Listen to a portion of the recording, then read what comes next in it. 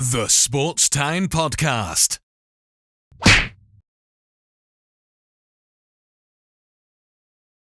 Alrighty, I am pleased to be joined by Kyle Hoffman, the host of the Pickle Podcast. How's it going, Kyle?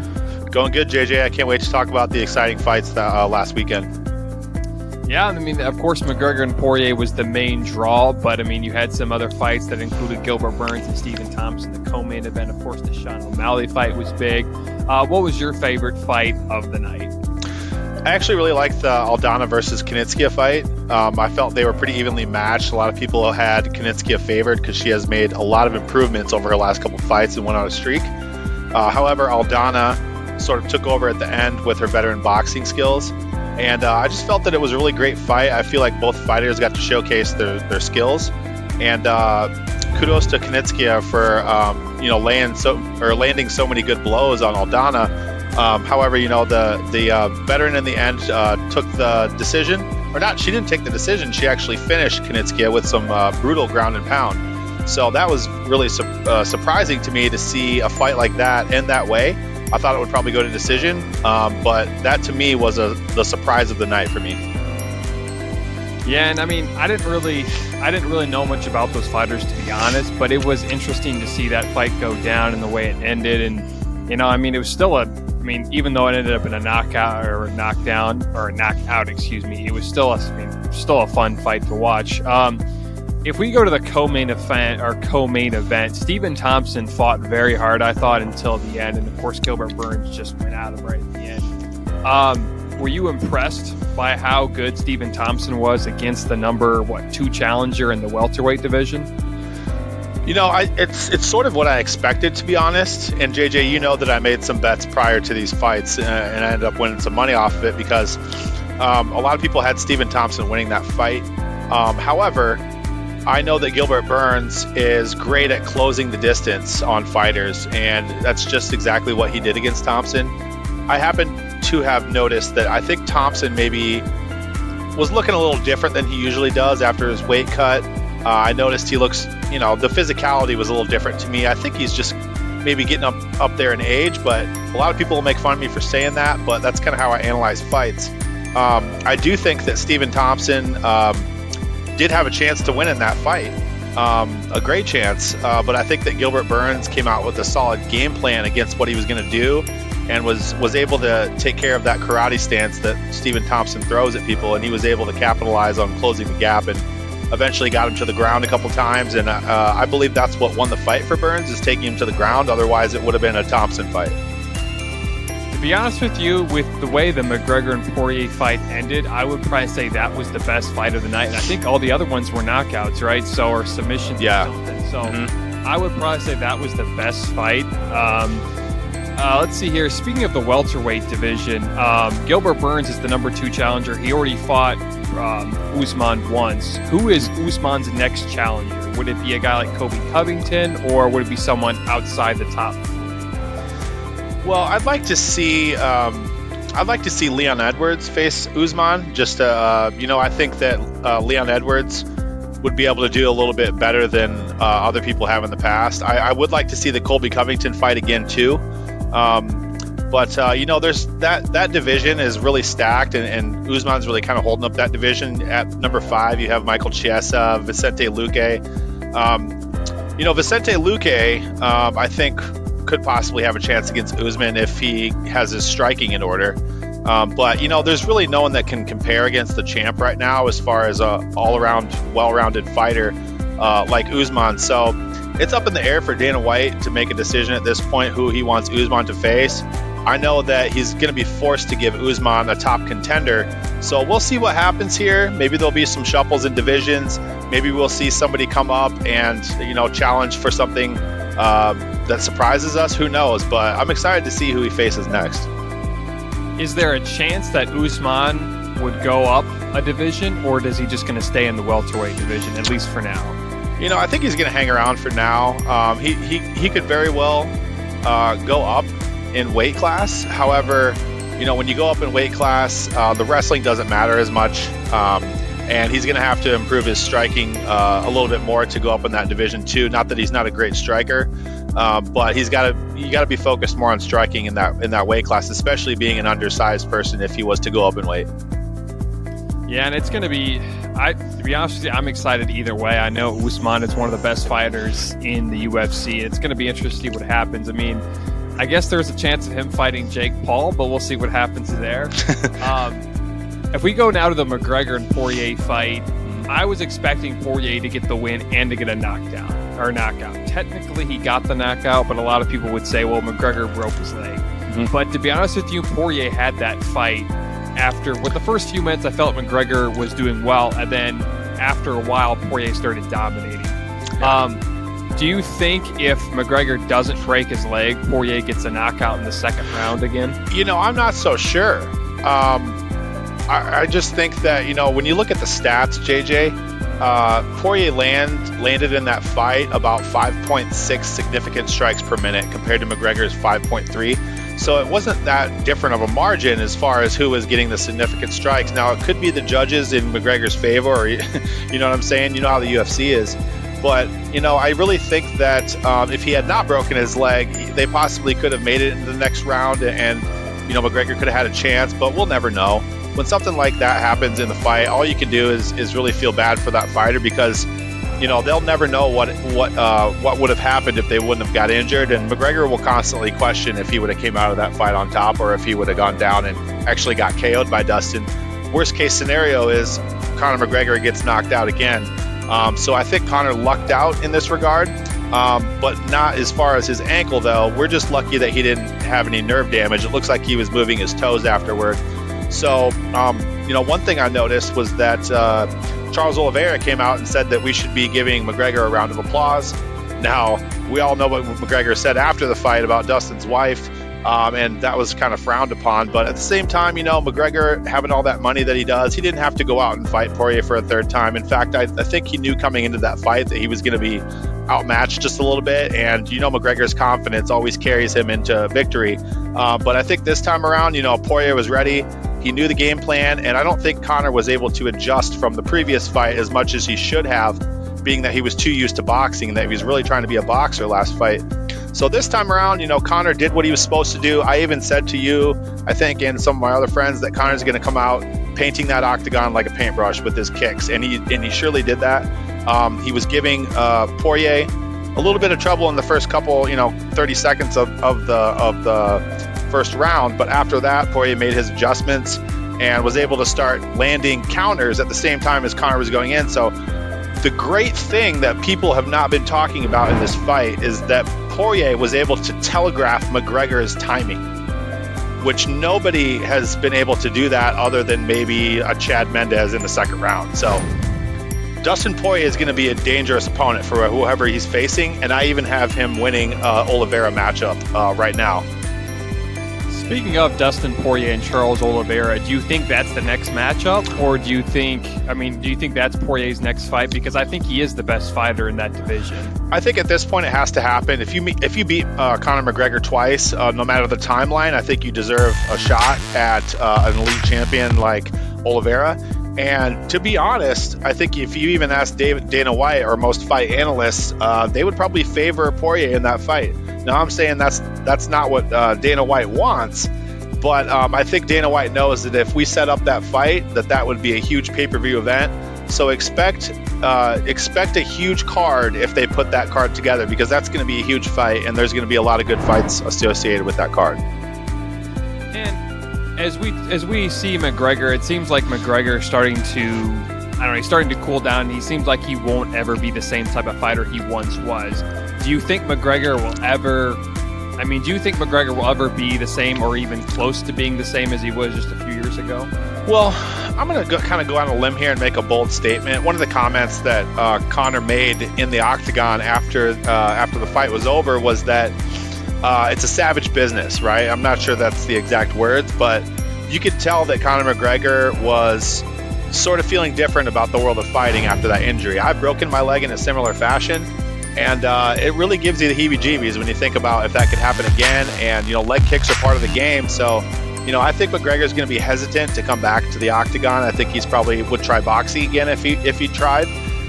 But it's just sad to me that Conor McGregor couldn't pull his ego aside and put in the real training and change his mindset. I think he kept the wrong mindset during that weeks prior to the fight, even though he was training properly. I think his mindset is what lost him this fight. Yeah, and I think McGreger, looked a lot better than in January, but it seemed like, because the first, 30 seconds to a minute, I felt like he had control of the fight, and then he went to kind of, I think it was Daniel Cormier, I think he pointed something out where McGreger looked really good the first few, 30 seconds or a minute, and then he tried a submission basically, and that's not McGreger. McGregor's more of a guy that would knock someone out instead of going down to the ground. But are you going to add anything to that? Well, I was just going to say, the reason why McGreger attempted that is because he wasn't able to keep Dustin off of him, and he was in I think at that point he was trying to get into full guard, and Conor just wanted to give him the headlock in order to stop him from going to half guard or full guard. So I think that was more of a defense mechanism on Conor's part, so I'll give him credit for attempting that. I think it stopped Justin from doing what he wanted to do for just long enough to get through that. Okay, because it seems like, McGregor's more of a guy that will knock someone out instead of going on the ground. But I guess you have to give a lot of credit to Dustin Porier for doing that, because he found the weakness of McGreger. Mm-hmm. Let's step off the McGregor and Porier fight for just a little bit. Let's start off with the first fight, Sean O'Malley versus, I can't remember his name now, but the guy, was it 10 or 11 days, or basically took the fight within 10 days before the event happened. Yeah, Chris Matino. How impressed were you with the way he came out? And like I said, he lasted 3 rounds, and it was not very long before the round was over until they considered it a knockout. How impressed were you with how he handled it? Extremely impressed. The last time I've seen that was police dash cam of somebody who was getting tasered and wouldn't go down. So just the essence of the way that he fought that fight was straightforward. He was chasing O'Malley down the whole time, and you could tell in the later rounds that Sean O'Malley was getting a little bit tired, and he knew that he had to come out with a lot of jabs and a lot of defensive kicks and a lot of defensive punches to just keep Matino off of him. So I think Sean O'Malley has grown a lot in that regard. I think in some of his previous fights, he's engaged closer. He was having to run in this fight a little bit, but at the same time, he didn't do what fighters normally do and try to just avoid contact. He welcomed the contact, but he was long enough, and his reach was long enough, and his speed was fast enough to make some strikes and get out of Matino's way just in time. Matino came very close to connecting very well to Sean O'Malley up against the cage, but Sean O'Malley's Muhammad Ali skills on the cage were impressive.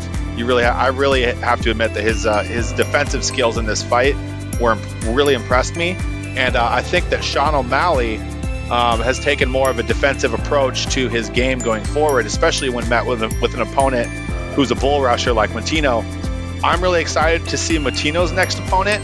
I really hope that they're tough enough to face him, because if not, I think he's going to be a knockout monster in the UFC if they start giving him opponents that match up well with him.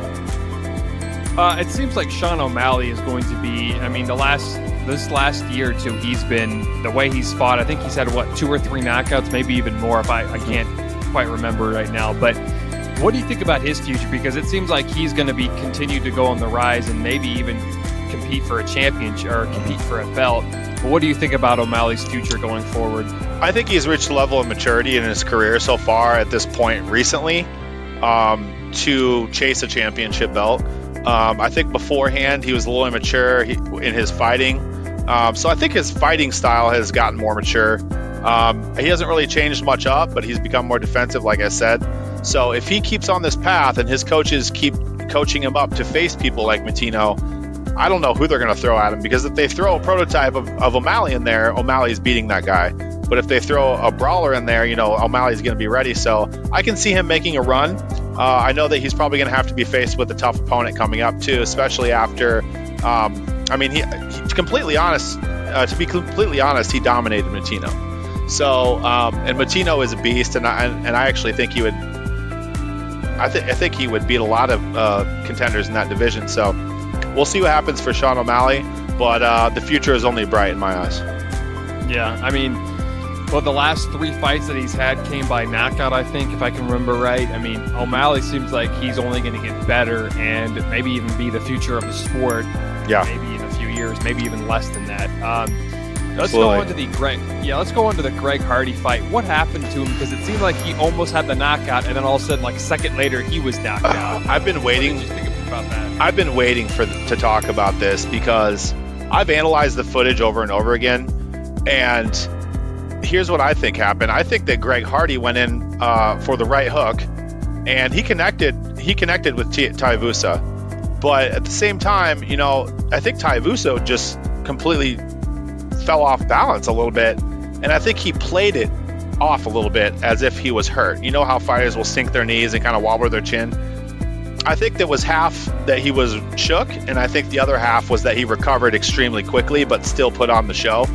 And I think that was kind of his plan. I mean, fighters have been doing that more often, but he definitely lured Hardy in with that because he looked more hurt than he was, in my opinion, and he was ready for that 1-2 when Hardy came in, and he connected right in the eye. Greg Hardy, being the tough guy that he is, and all the UFC fighters being as tough as they are, a shot to the eye from Tuivasa while you're coming in forward is enough to drop any fighter to their knees. So I had my money on Tuivasa for that reason alone, because I think Greg Hardy's fight IQ just isn't where it needs to be to face someone who's an elite striker like that. So Tuivasa, after the fight, he will drink out of his shoe. Can you explain more of that? Because to be honest with you, I don't know a whole lot about that. Yes. I'm assuming the people that are listening don't know a whole lot, or some of them don't know much about. Well, in Australia and New Zealand, they have a custom called doing a shoey, right? It's an act of brotherly love. You do a shoey together, you drink out of a shoe. It's sort of a rite of passage as far as partying goes in those countries. So, or in those cities as well. So that's why he does it, and it gets more entertaining every time. I mean, he actually took a shoey out of a shoe. I think it was a rare Air Force One or something like that was probably already worth $4,000, and that puppy is probably worth about $14,000 now. So I'm excited to see more shoey action from that guy. It's super fun to watch. Yeah, because it was really strange. Like, I saw that he had done it a few times, but after the fight, he did it. And I think I was watching with my brother at the time, and he was just so confused. So it was kind of funny how that played out. But I want to see Joe Rogan do a shoey. He hasn't done one yet. I challenge you, Joe Rogan. If you're watching this on JJ's podcast, you need to do a shoey, or else you're not proven in the UFC community. Yeah, that would definitely be interesting if Joe Rogan would do that. I bet you he would do it if Ty was on the podcast. We'll have to see that. I bet that'll happen soon. Yeah, I'm down. I'll definitely watch that. Let's go back to the McGreger and Porier fight. So it seems like I said, Porier's gonna end up fighting Oliveira. But what about McGregor? Does he fight a guy like Gaethje, or does he just? Because I think he's got one more fight before he's a free agent, and I'm assuming he'll at least do one more boxing match. But do you think a guy like Gaethje would be a next opponent, or maybe Ferguson, or what do you think? Well, it's going to be a while before McGregor comes back. Those type of injuries last 6 to 8 months to recover, and then you have to recover physically and get back in top shape, and even the mental stress of that is going to take its toll on him, and kind of get him out of his motion, so to speak. So it's going to take a while for McGregor to come back. Don't expect him for another year. He's going to have to face a lower level opponent when he comes back. And one thing I did just notice is that Islam Makhachev is ranked number 9 in the world right now. And we failed to mention this, JJ, but I could possibly see a Makhachev-Porier fight coming up soon, depending on how the Oliveira situation pans out. I forget who Makhachev fights next. I do have the card up here. He fights this week, doesn't he? Yeah, he fights this week versus Moises. So depending on how he does in that fight, if he beats Moises, I see Makhachev jumping the rankings. And, by the time McGregor is back, that could be a worthy opponent for him. He'd be like another Khabib. He could have his chance to get revenge against one of Khabib's homies, so to speak. So that could happen. But I really do think that he's going to have to face a lower level opponent before facing someone like Makhachev. I could even see maybe like a Kevin Lee he could fight. He could even drop down a weight class and fight someone there. So it's really open for McGregor. It's pretty much whoever he wants to fight outside of the top 5 at this point. Anything inside the top 5, I don't think he's going to get when he comes back. unless it's, one of those freaky fights where they face someone like who's a veteran or something. But we'll see. It's hard to tell with McGregor. You just mentioned Makhachev, and it seems like I said, he's ranked number 9. And I think Joe Rogan was saying this on Saturday. He should be ranked higher if so many people weren't ducking him. If he gets a win this week, which of course at the time of this recording was Wednesday night, do you think he would fight someone in the top 5, or maybe like a Tony Ferguson, who I think is ranked 6th, and maybe I guess a Dan Hooker too, who's ranked I think 7th? I think that maybe Tony Ferguson could be a worthy opponent. I also think a Dan Hooker fight could be in the mix for him. I don't see a Rafael dos Anjos fight. I'm just waiting for him to lose. I know he's coming back strong, but he's going to be faced with another opponent, and we'll see his performance in that. But yeah, Dan Hooker or Tony Ferguson would be a good one. Justin Gaethje would be a good one. Actually, what would be even better, JJ, would be a Dariush versus Makhachev fight. I think that would be one of the most exciting fights, just being that the strength and poise that Dariush has showed this year. I think that would be a really exciting fight for 2 up-and-comers. And I keep on mentioning this a lot, but it seems like Justin Gaethje right now is kind of getting screwed over. He hasn't fought since, October, and he got subbed by Habib. Do you think, and we've heard a lot about this with Michael Chandler being his next opponent, but Chandler wants to rest a little more because he's fought, twice? Fought back to twice in 3 or 4 months.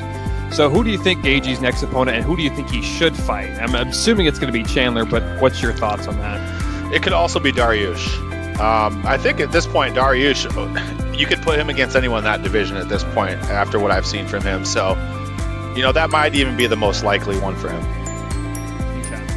Yeah, because it seems like he's kind of getting screwed because he had that big win over Ferguson last April or last May, and then he ended up losing to Habib, and now he's been kind of quiet.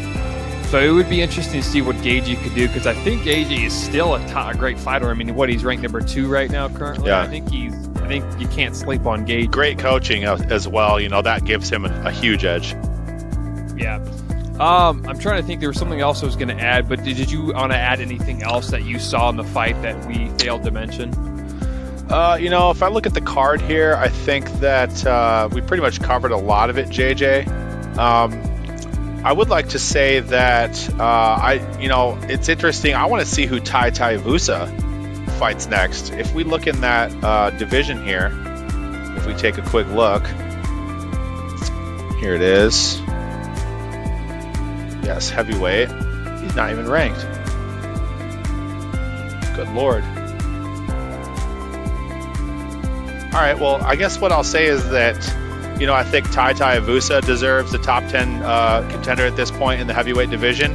He's shown his striking against someone who's a huge mammoth of a man, who is physically intimidating and has great power, and he was able to piece him up in faster than you can think of. So I think that Tuivasa deserves a top 10 fight at this point.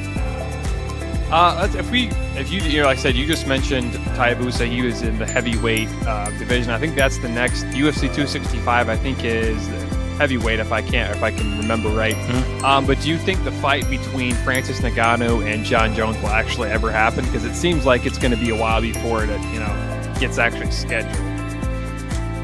I think that Ngannou will probably have another opponent before that's even in the works.